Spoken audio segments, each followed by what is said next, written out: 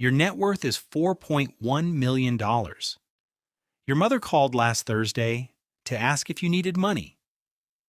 Not because something happened, not because you mentioned anything, just because she noticed your car is 7 years old and you haven't taken a vacation in 2 years, and the last time you came home for Christmas, you wore the same jacket you wore the year before. So she called. She offered quietly, the way she does, with a careful softness that told you she'd been thinking about it for a while. You said you were fine. She didn't fully believe you, and the strange part, the part you've never figured out how to explain, is that you didn't correct her. Not really. You let it sit there between you on the phone, this assumption that you were just getting by? Because explaining the truth would require a conversation you're not sure either of you is ready for. This is what $4 million actually looks like from the outside. It looks like nothing. It starts in your late 20s. Not with a plan, not with a mentor or a revelation or a moment that felt like anything other than a quiet Tuesday when you decided, for no dramatic reason, to stop spending money on things you didn't actually need. You were 26, making $54,000 a year at a mid-size logistics company in a city that wasn't cheap but wasn't expensive either. One-bedroom apartment, $970 a month, car payment, $340, student loans that came out automatically so you didn't have to think about them. After everything cleared, you had about $400 left, sometimes $600 if you were careful. You weren't saving anything real. What changed wasn't a book or a podcast or a conversation.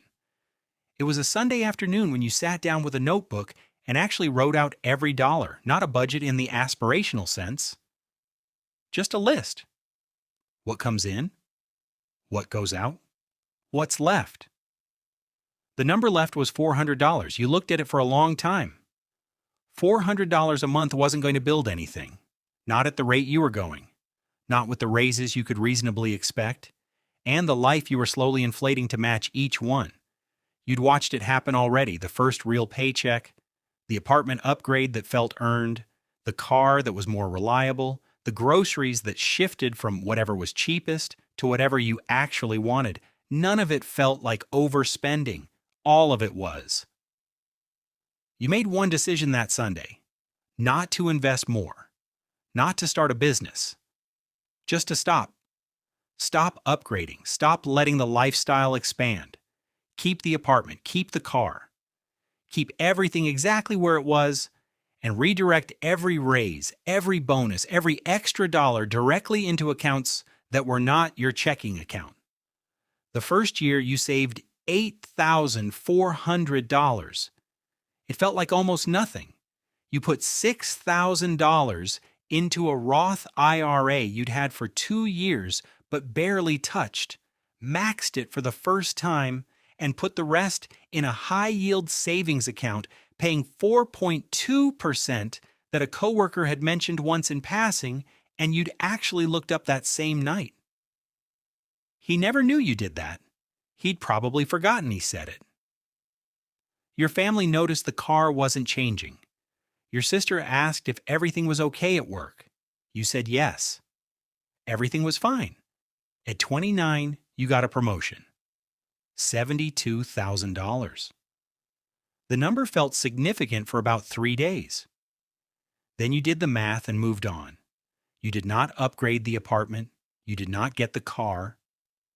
You increased your 401k contribution to the legal maximum and opened a taxable brokerage account with the remainder. You bought index funds. Not because you'd done deep research. Because you'd read enough to understand that you didn't know enough to pick individual stocks and that the cost of being wrong was greater than the cost of being boring. So you were boring every month the same amount into the same funds, regardless of what the market was doing, regardless of what your coworkers thought about which sectors were positioned for the next quarter. You listened to those conversations. You nodded. You said nothing. Your portfolio had no opinions. It just compounded. By 31, your net worth crossed $100,000 for the first time. You were in the cereal aisle at the grocery store when you checked your phone and saw the number. You stood there for a moment. You put the phone back in your pocket. You got the store brand cereal. You went home. Nobody knew. Your family's mental model of you was set somewhere around age 24. That's the version they keep updating in small ways, but never fully revising. In their picture, you're doing okay, but not great. Responsible, but not wealthy. The one who always thinks twice before a big purchase. Who drives the same car too long. Who doesn't talk about money because there isn't much interesting to say. They're not wrong about the car. They're not wrong about the vacations. What they're wrong about is the conclusion.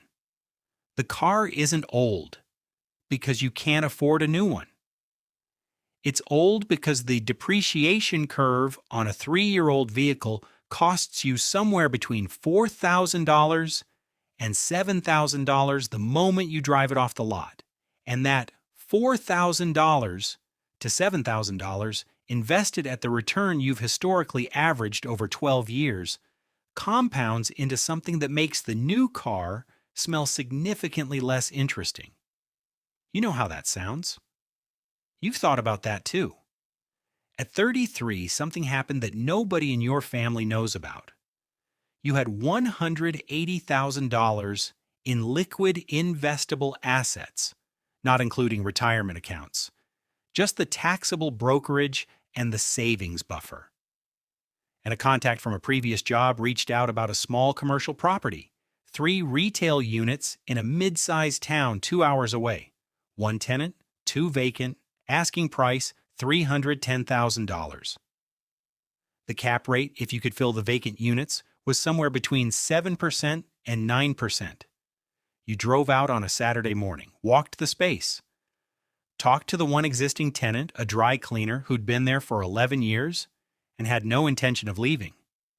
Watched the foot traffic for an hour, looked at the surrounding block, drove home. You made an offer.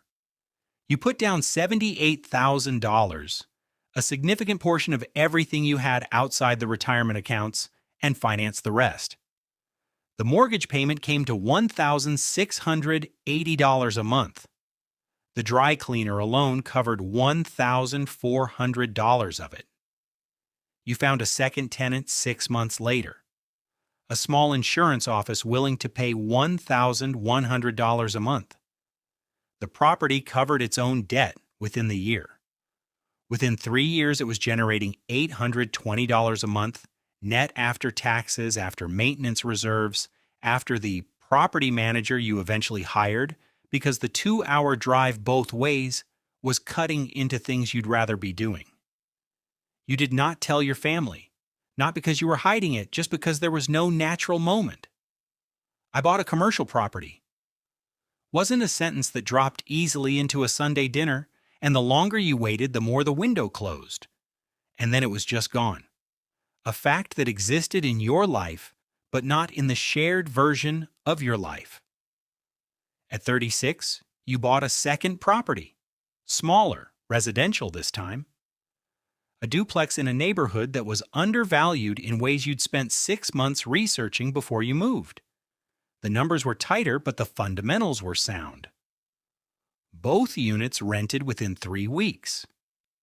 At 38, the first property had appreciated enough that the equity position, combined with the brokerage account and the retirement assets, pushed your total net worth past $1 million. You were at a Tuesday afternoon meeting when you checked during a break. You put the phone face down on the table and rejoined the meeting. Your mother called the same week to see if you were eating properly. She'd read something about men in their late 30s who live alone. You told her you were fine. You made a joke about the cereal. She laughed. She said she worried about you sometimes. You said she didn't need to. She said she always had and she always would, and that was just how it worked. What nobody tells you about building money quietly is that the silence compounds the same way the money does. Every year that passes without the conversation makes the conversation harder. Not because anyone would be angry. You've turned this over many times and you genuinely don't think they would be. But because the gap between their version of you and the actual version has grown wide enough now that correcting it feels like something, like a reveal. And reveals carry weight. They rearrange things. They make the people around you recalibrate who they've been dealing with, and that recalibration, however small, changes the texture of things. You've seen it happen to other people.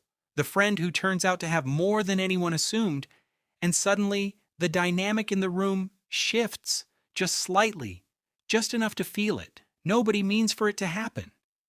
It just does. So you stay quiet, not forever, but for now. You're 42. The net worth crossed $4 million 14 months ago.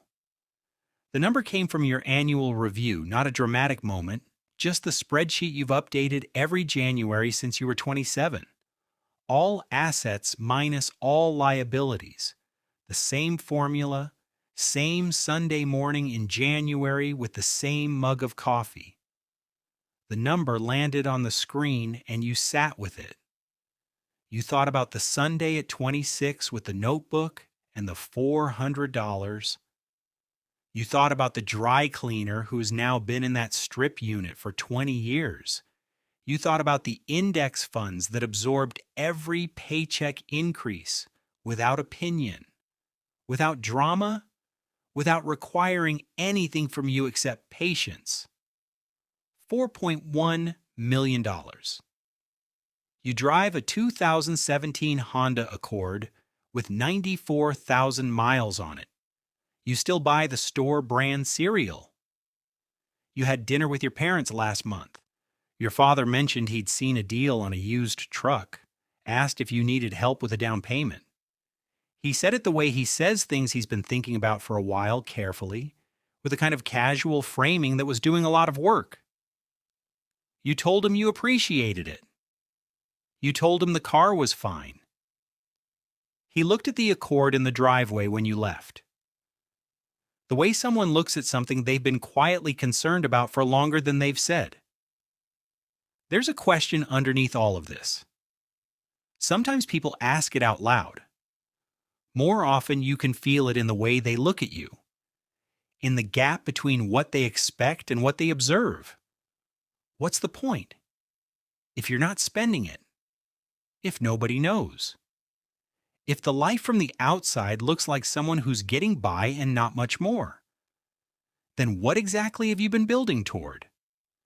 You've spent more time on this question than almost any other. The answer isn't the same as it was at 26. At 26, you were just trying to stop the bleed.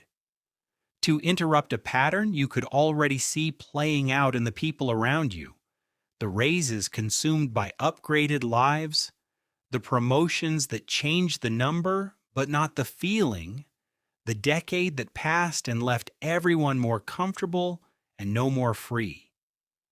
At 31 you were building something, even if you couldn't see its shape clearly. At 38 you understood what you were actually after. It was never the number. It was the weight of the number. Or rather, the absence of weight that arrives once the number is large enough. The way a medical bill stops being an emergency. The way a slow quarter at work doesn't rearrange your nervous system.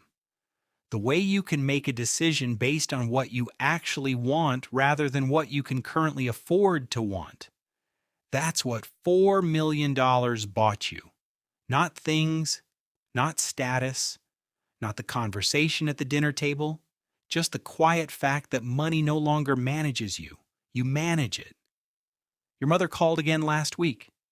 Same gentle concern, same careful softness. She'd been talking to your aunt, who mentioned your cousin, 2 years younger, had just bought a new house, a big one, doing really well by all appearances, and she just wanted to check in and make sure you were okay with where things were at, that you weren't too hard on yourself, that you knew there was no race. You listened to the whole thing. You told her things were good, that she didn't need to worry, that you were exactly where you wanted to be. She said she was glad to hear that. She said she'd always believed you'd figure it out.